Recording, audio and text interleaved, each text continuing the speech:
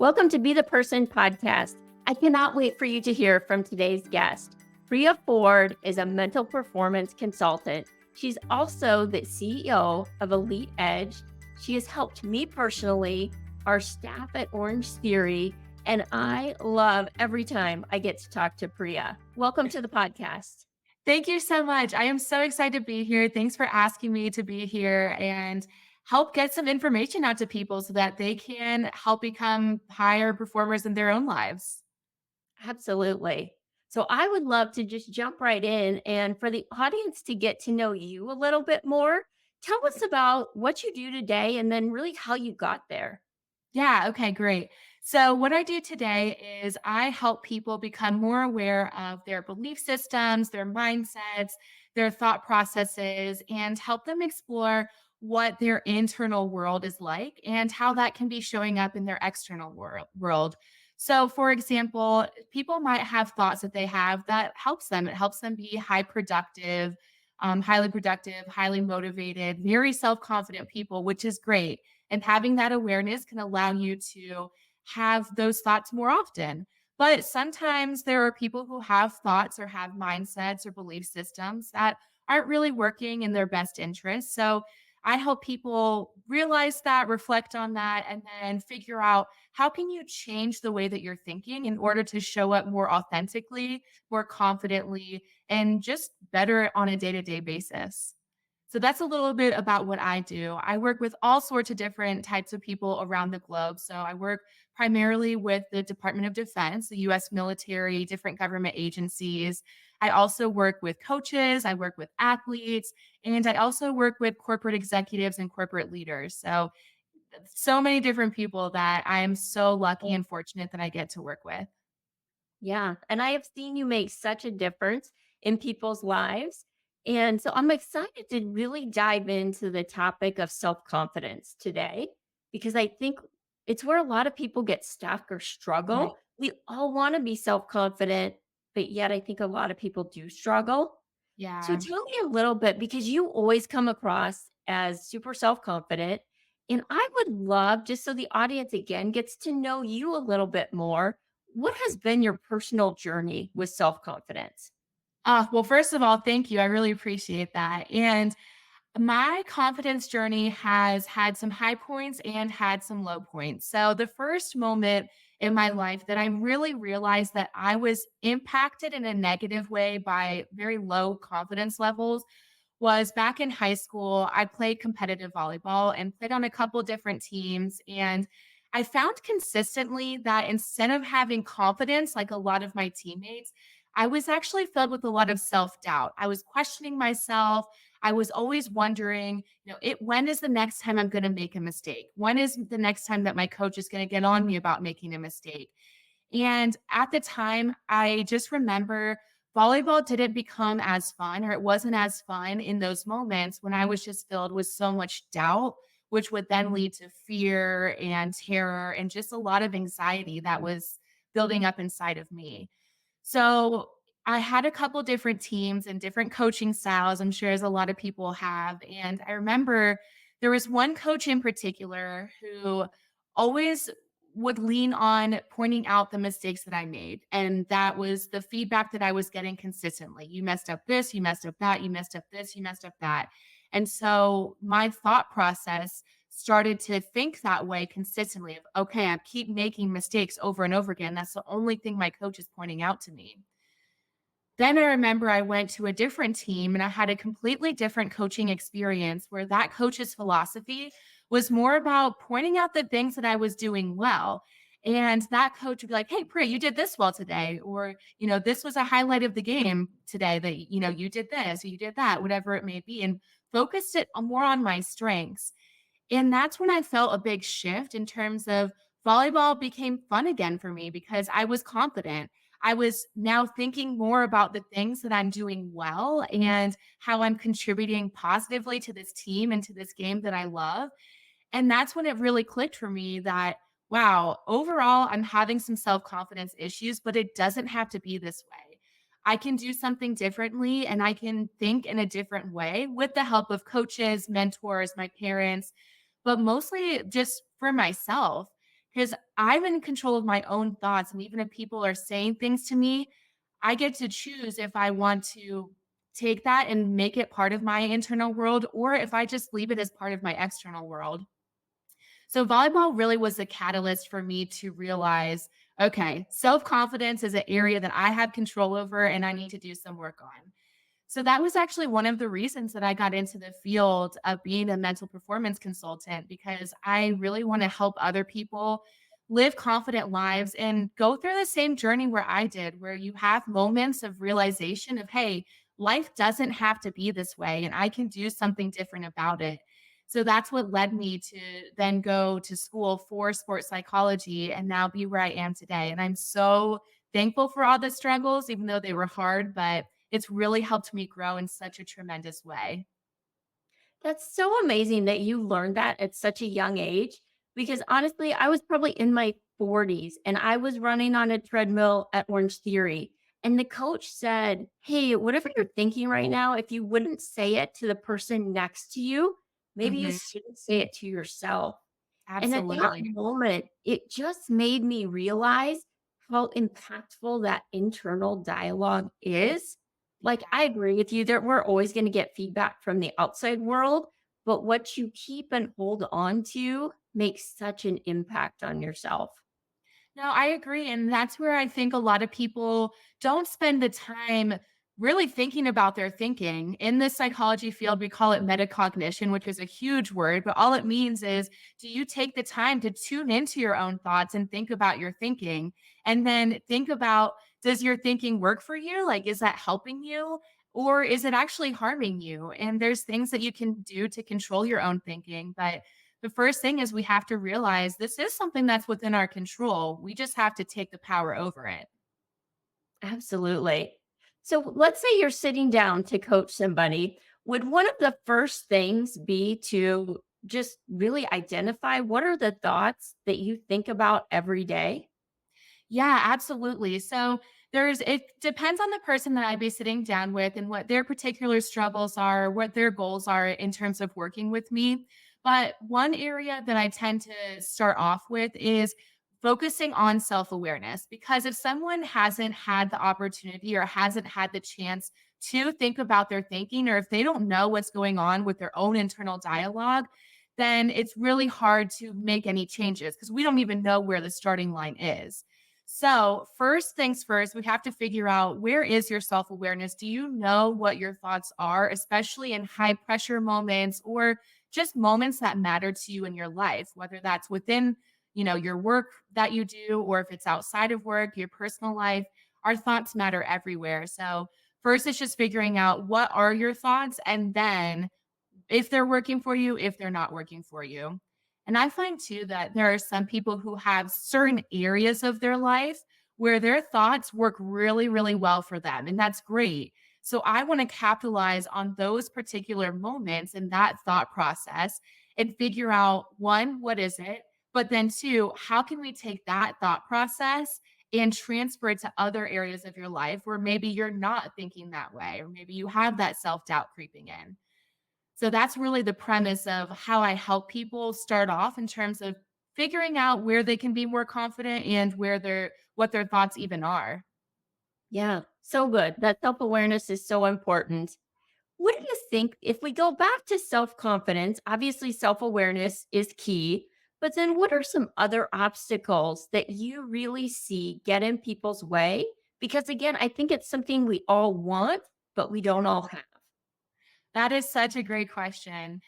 If you're listening right now, you're probably going to resonate with this because there's two big areas where I find people have the most doubt creep in.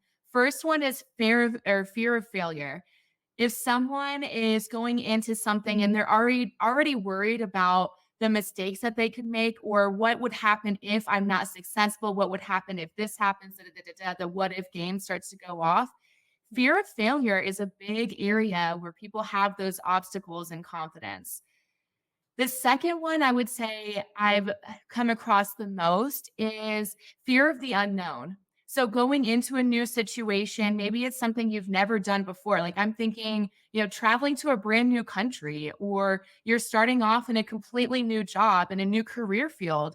And just having those unknowns or having those question marks is another big obstacle that I find where people tend to have that doubt overpower their confidence. And it's all valid, right? It happens to all of us. There's a reason behind why we have those question marks and we have that doubt. But then it's on us to take the power, take the control back of, okay, I'm noticing I'm having some self doubt, or I'm noticing that I'm not as confident as I could be. Why? And what can I do about it? Something needs to change if I want to show up as a more confident person and more authentically myself as well. So, those would be the two areas: fear of failure and then fear of the unknown, biggest obstacles. Yeah.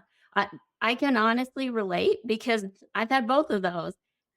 Let's It think about if happens. you were to dive into one of those and just say either fear of failure or fear of unknown, how do you help somebody get past that obstacle if that's really what they're facing? Yeah. I think a big one that I tend to gravitate towards is fear of the unknown, because having those questions and not going into an ambiguous or an unclear situation can be scary for sure. So in those moments, what I try to do when I'm working with clients is figure out what are all the question marks that are in their head? What are all the questions that are going on? And then working with them to figure out what is a plan that you can have in place to address all of those questions. So let's put this to an example so it makes it just a little bit more clear. Let's go with the example of traveling to a new country. If someone is really worried, this is maybe the first time that they're going out of the US, or first time going to Asia. I actually just went to Asia for the first time recently, so I had some question marks in my own head. And so I would lay out what is a question that might cause you that's causing you some doubt. So for me, one of the questions was, what if people don't speak English? It would be hard for me to be confident in that moment and make sound decisions. So then answered that question. Well, what if people don't speak English? Then I can make sure I have Google Translate, the app, already downloaded on my phone so I can communicate with them if necessary. So that already, just having a plan in place and answering that question, like, oh, okay. Well, now I feel more confident because I know exactly what I need to do if that scenario arises. So really just going through and thinking about anytime you have a question, what is the plan for that question? Or if you have a question, what can you do to answer it? And really what I tend to find is if self-doubt was here and confidence was here, when we start to answer all those questions, we start to see the confidence go up and the self-doubt go down. Absolutely. When you say it like that, it sounds so easy. Like, of course, that's what I would do. I would get Google Translate and do all these things. But I'm picturing myself in some situations where that's not what I've done. I've Yeah. just stayed in that self doubt with all those questions kind of spinning around and not really answering any of them. Yeah, and I think that's so real for so many people where we have those questions, we play the what if game, or we just get stuck in place. That actually causes a lot of people when they have those questions in their mind and they can't overcome the doubt or the fear in that moment, the fear of the unknown or the fear of failure. They actually might just be planted in the ground, cemented into the ground, and don't move forward with that new challenge or with that new adventure, whatever it may be. Another example where what that comes to mind where this has happened for people too is talking about promotions with bosses or talking about raises. A lot of times people have a lot of doubt around just starting the conversation or what could happen during the conversation or what is my boss going to think about me if I'm asking for a promotion or asking for a raise that they don't think I deserve, right? And there it just causes people to stay in place. But what does that mean for you if you're choosing to stay in place? Because it's a choice and we can choose to think differently, but the skills and strategies aren't always just right there at our fingertips. Sometimes we have to do the work to figure out, okay, what should I do in these moments when I have doubt and how can I change that, especially if this is something that really matters to me? Yes.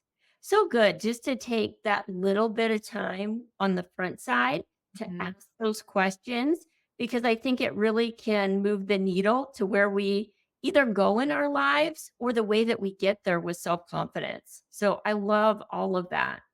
Absolutely. We're also going to have definitely some setbacks. There's going to be times where As much as we don't want to, failure is part of life. So Yeah. how do we do that? How do we acknowledge failure maybe, but not let it kill our self-confidence? Yeah, I think this is really great because one of the things I try to remind people is that we're all just human and it's okay. We're going to make mistakes. There's going to be times when we make the wrong decision or we say the wrong words or we say the right words, but someone heard the words in a different way. And so it has a different impact. Like it's okay to make mistakes. And so two things that I'll express here, add on here is one, having some self-compassion and some self-acceptance.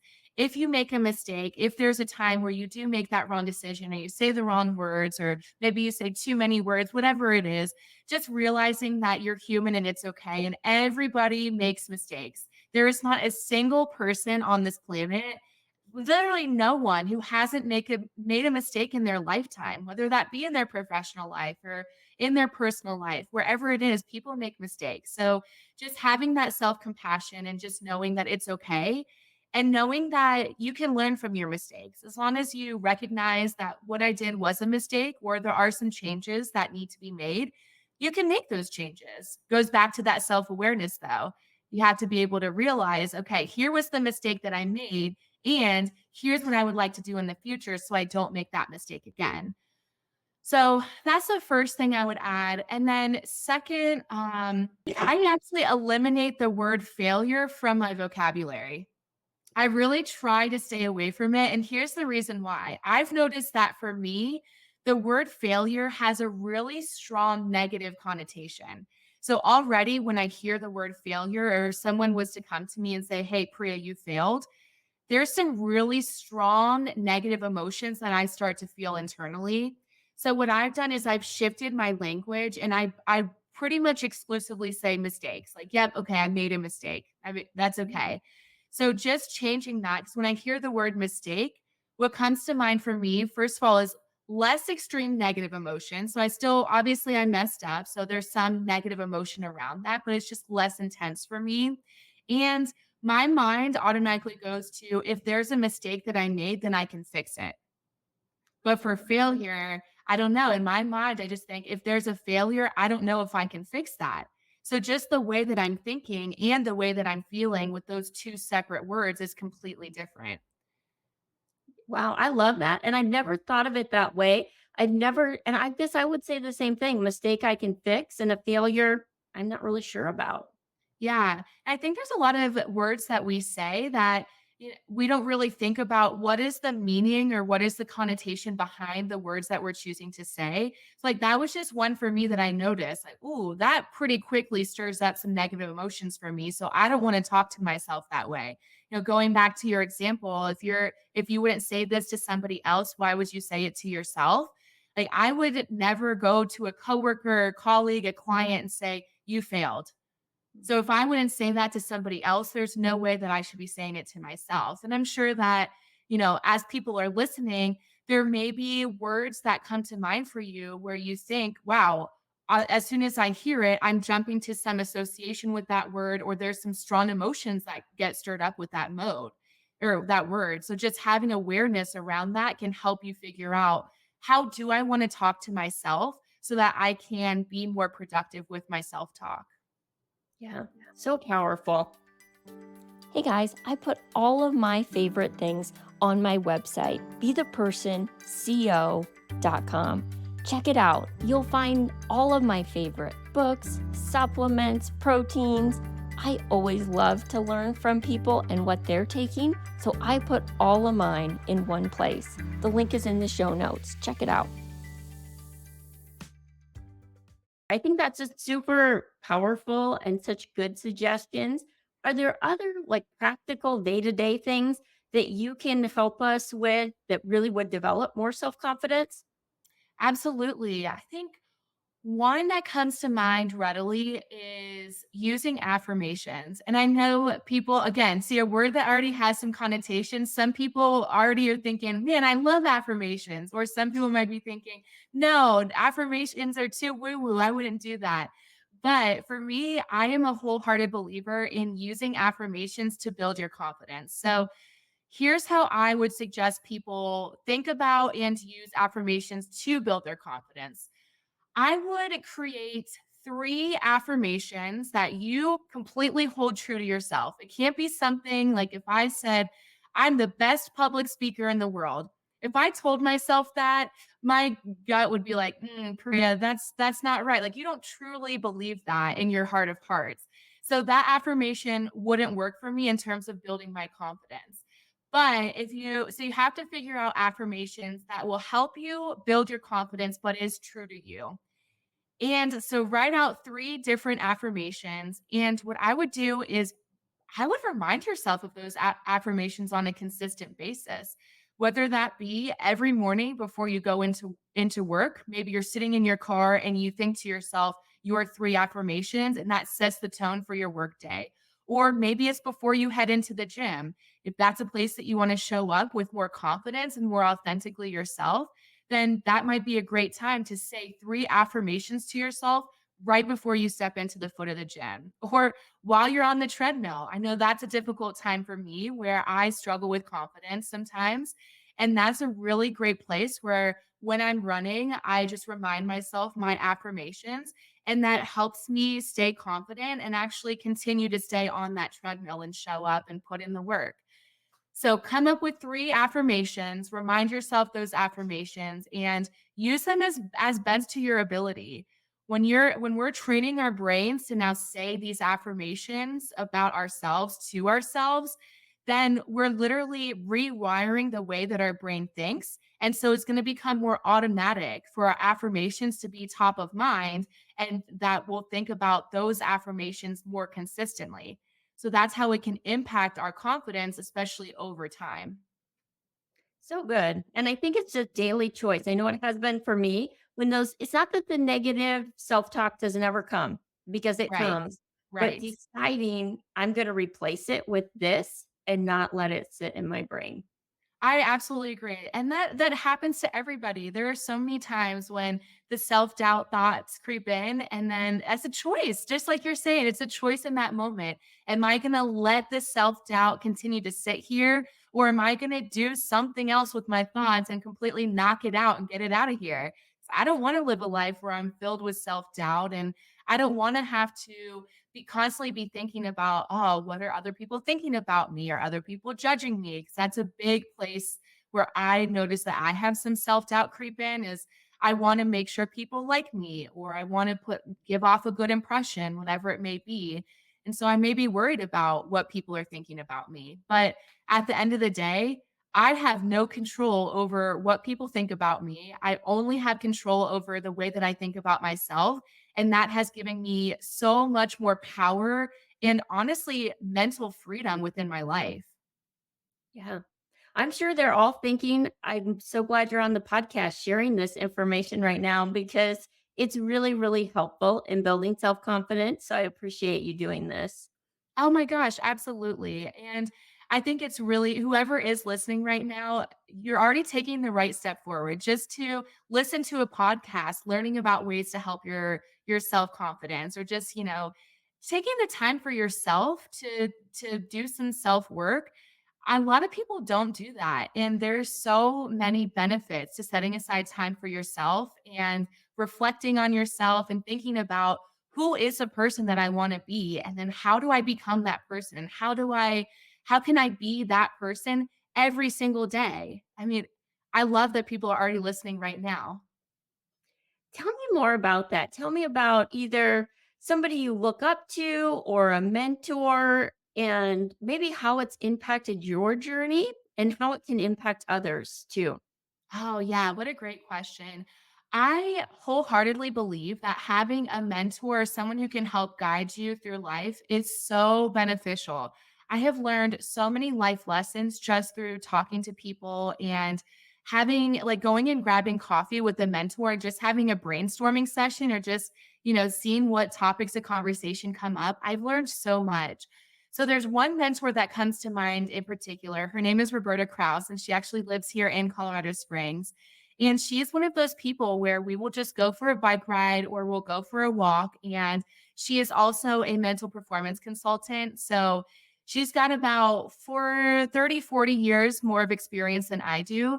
And so something that she has really instilled in me is I'll brainstorm with her. I'll say, "Hey, I'm working with this client. Well, here's the topic that we're working on, or here's a challenge that I'm presented with right now." And she's really good about just saying, "Well, just try it. Like try something out, see what works. If it doesn't work, then that's okay. You learned that that didn't work for them. If it works, cool. You just learned what works for that person." So something that has helped my confidence is that mentality of like, well, just try it. If it doesn't work, you'll learn from it. If it does work, you'll learn from it. Like either way, it's going to be fine. We learn so much through mentors, but we also learn so much through experience. And we have to put ourselves in different types of experiences if we want to be continuously learning and just expanding the range of confidence that we can have in our lives. Yeah, so good. And I think you're right that just having those mentors can shape us, and so can the experience. And then sometimes, mentors to me, I don't know, I associate that with you don't pay them. But then I've also hired coaches in several areas of my life. You know, we think about a coach maybe at Orange Theory for physical, but I've had a lot of mental coaches Mhm. too, kind of like what you do for people that I've hired that really have helped take my confidence to the next level. Can you talk to us a little bit about that on the maybe have you hired coaches and then how you coach people too? Absolutely. So I do have my own coaches myself. And the reason why I think having a mental coach or a mental consultant can add so much value is because we provide a safe space where you can talk about things. You can talk about some of your insecurities, your areas of doubts, be really vulnerable with us. And what we're going to do is we're going to try to help you work through that, figure out what's the root of that insecurity or what's the root of that doubt and how can you progress forward from it. And can that work be done alone? Sure, but would it take a lot longer? Absolutely, because it takes a lot of self vulnerability to say, "Hey, I'm gonna sit down for 1 hour and I'm gonna try to do a deep dive into my own head." It can take a lot of time and it can also be really difficult to be self-aware and self-reflective enough, ask yourself the right questions, be vulnerable enough with your answers to keep digging deeper and deeper. So that's where I think having like doing yourself the favor of having a coach or a consultant who can come in and is already trained on active listening so they can, they know how to listen to you, what they should be rephrasing or summarizing back so that you hear some of your own words and can reflect on your own words. They're also trained in question asking. So, asking the right question to help you dig deeper, or asking the right question to help you think about a different perspective, or maybe reframe the way that you're currently thinking, or just unlock some new ideas.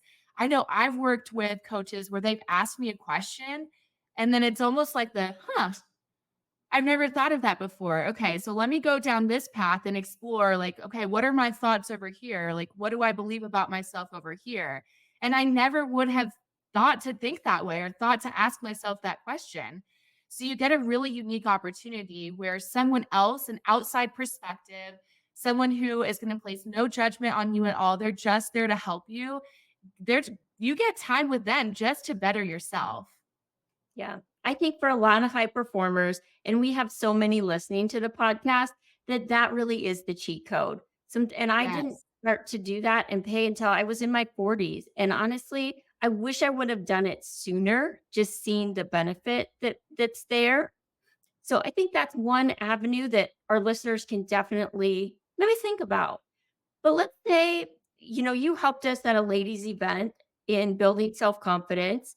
And let's say you're not at that place where you can hire a coach.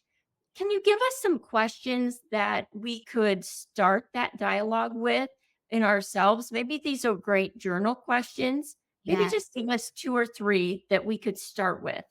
Absolutely. Yeah. And I love the idea of journaling. I think journaling is a really great way to process what's going on in your head. When you're writing on paper, then you can read it back and be like, oh, okay, that's what I was thinking. Either that's great, I want to keep that up, or hey, I might want to make some changes here. Maybe it's just, that's interesting. Like Journaling is such a great tool to use independently. Okay. So if I were journaling and wanted to help someone build their confidence or just reflect about their confidence levels in general, first question that I would have people reflect on is think about a time in your life that you were really confident. You had high levels of confidence. What was that moment and what made you so confident in that moment? Again, this goes back to recognizing when our thoughts and our mental state is working for us. So if we're aware of what works for us, then we can transfer that to other areas of our life as well. So what's a time that you were really confident and why were you so confident in that moment? I would also have people reflect on what is an area of your life that you would like to have more confidence. Some follow-up questions to that would be like, why this area? Why do you wanna have more confidence in this area? So maybe it's in personal relationships, like you have a romantic relationship with someone and you're noticing you're not as confident in that area. Maybe you're reflecting and you're saying, "Yeah, that's an area of my life that I would like to have more confidence." I would then reflect on why is this area of your life, area that you would like to have more confidence? And then what would it look like if you did have more confidence in that personal relationship or at your job or in your sport or at the gym or wherever it may be? What would it look like if you did have higher levels of confidence in that area? And just reflect on that, see what comes to light. So good. If you're on the treadmill or you're out doing something, you want to go back and write those down because I think those can be super powerful questions to really get us to unlock what is the next step. Because I think people can just listen to this and not do things. And that can be one of the key takeaways. Yeah. Inaction is still inaction, Yeah. right? If you choose not to do anything, that's your choice. So go write those questions down. Just block out 20 minutes in your day, some random day. Maybe it's a Sunday morning, maybe it's a Saturday afternoon or a Thursday after work or something like that. Just take the time for yourself. It only is going to benefit you to do that. Absolutely. What would you say if you could talk to a listener right now that is really struggling, let's say with self confidence, and thinks, you know what, I hear what you're saying, Mhm. but I still just don't think I can do it. I don't think I can build self confidence. What would you say to that person? You can. You absolutely can. Why can't you? There's no reason why you can't build your own confidence. Confidence is just an internal state, and you have control over your own confidence. You can do it. Might it be hard work? Absolutely. It is. It takes a lot of time. It takes trying out some different strategies. Maybe you try out the journaling questions and you're like, oh, that didn't really work for me. All right, let's pivot. Let's try affirmations. Maybe you build in affirmations to your daily routine. Like it might take some trial and error, it might take some work, it might take experiencing some really uncomfortable feelings, but you can do it. There's no reason why you can't do it. And you can do it alone. If that's a self journey, cool. You can do it with others. You can have friends, family, coworkers, gym mates, whoever it may be, help you. You can also do it with a coach or a consultant. There are so many different avenues that there's no doubt, there's literally no doubt in my mind that anybody listening right now can improve their confidence. Like put them in front of me. I'm like, "Yes, you can do it. Absolutely." There's no doubt in my mind. You're so good at creating belief. And honestly, I agree with you. People can. Yeah, I love to wrap up with people's favorite books. And I'm actually super excited to hear about that from you. So, can you tell us maybe one or two of your top favorite books? Ooh, 1 or 2. There are so many great books out there. I'm an avid reader. I've learned so much through reading. So, I've read a lot of really great books on confidence. I would say, first one that I would recommend, and this I believe is available on audiobook or Audible as well as in print, the book Mindset by Carol Dweck. Mindset, her research is behind 2 camps of people's mindset, one being a fixed mindset and one being a growth mindset. A lot of people have heard those terms. So I think we kind of know what the premise is. But her book goes into really great detail about defining what it means to have a fixed mindset or a growth mindset. What does it look like when we have a fixed mindset versus growth mindset? What are different scenarios in which we might have a fixed versus growth mindset? And I truly believe that people who are confident unlock the potential for them to have more of a growth mindset. So you can live in a growth mindset. People who have more doubt and live from a place of doubt are probably also living from a place with a fixed mindset. So, Mindset by Carol Dweck, I think it's going to be a really great one. My second recommendation is going to be it's called You Are a Badass. And I don't remember the author's first name. I think it might be Jennifer Sincero. Her last name is Sincero. Sincero. You Are a Badass. That is another great book, too, that talks about some tangible strategies, things that people can do in order to start changing their confidence levels. And, I mentioned a couple in terms of having those affirmations, thinking about the vocabulary in your language, your daily language, like the word failure. Does that work for you? Does it serve you? Does it not serve you? Journaling, reflecting. So we've talked about a couple different strategies that can help people build their confidence. But her book, You Are a Badass, has so many more ways that you can try out to build your own confidence levels. So, second book I recommend is You Are a Badass, and you are. So, you should read it. I'll link to both of those in the show notes. I've read both and I would recommend both as well. I love them. Oh, Thank good. you. I love that. Did you have a favorite between the two? I read the mindset one probably 10 plus years ago. It's a little bit older of a book. It's a little more technical, I Yeah. think. And it was good. It really opened my mind to which camp do you want to live in? And Mhm. then I think the You're a Badass is more of a fun read. Um, wasn't quite as in depth, but still super helpful. Good, good, good. Yeah, they're both good ones. If you haven't read either, get out there and try it. Yes. Priya, I know people are going to want to connect with you after hearing this. What's the best way to do that? Oh, I would love to connect with everybody. So if you have questions, if you want to set up a consulting session with me, I would love for you to reach out. The best way to reach out to me is you can either email me. My email is priya.eliteedge@gmail.com.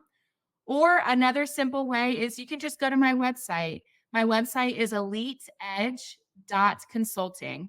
And there you'll find more information about me, about how I can help you. And there is a contact form and my emails there, all of that. So please feel free to reach out. I love having these types of conversations with people.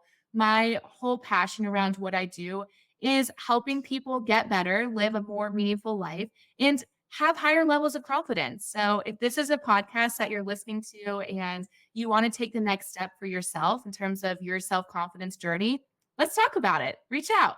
We'll find a time. Love it.